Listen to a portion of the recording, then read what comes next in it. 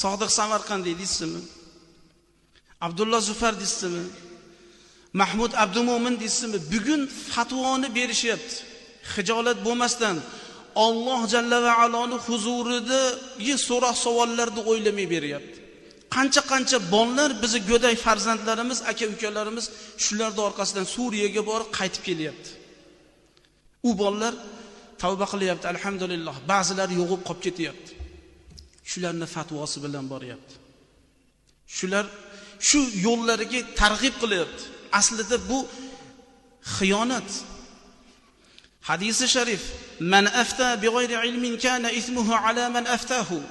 Ilmsiz fatvo bersa, gunohi fatvo berganga bo'lyapti. Qancha bolalar o'lib ketyapti. Ey muhtaram jamoat, ko'zimizni ochadigan vaqt keldi. Bitta fatvosini aytaman sizlarga. Shu Sodiq Samarqandiyning bitta fatvosi bugun bizni yoshlarimizga internet orqali paypaqqa mas tortishlikka buyuryapti.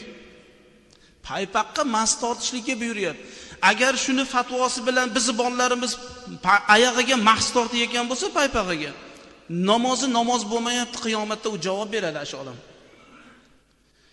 1400 yildan beri payg'ambarimiz sollallohu alayhi vasallamning zamona saodatlaridan beri paypaqqa mas tortilmagan.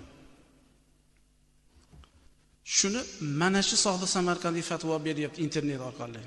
Bo'laveradi deyapti. Lekin durust emas. Shuna qilib namoz o'qiyotganlar bo'lsa, necha kun, necha oy, necha yil o'qigan bo'lsa, namozingiz qazosini o'qib oling. Tahoratni 4-farzi, tahoratda 4 ta farz bormi? Bittasi oyog'imizni yuvishlik. U oyog'ini yuvmayapti. Mahsiga mas tortiladi, paypaqqa mas tortilmaydi. Shuni bilib qo'yinglar muhtaram jamoat. Shuning uchun fatvo berishlikka ajraukum alal futya, ajraukum alan nar deb qo'ydilar payg'ambarimiz sollallohu alayhi vasallam. Fatvo berishlikka jur'at qiladiganlaringiz jahannam sari jur'at qilishlikka olib boryapsiz. Jahannamga rozi bo'lyapsiz. Fatvoga rozimisiz? Fatvo berishlikka ilmingiz yo'q, kifoya qiladigan darajada emasmisiz?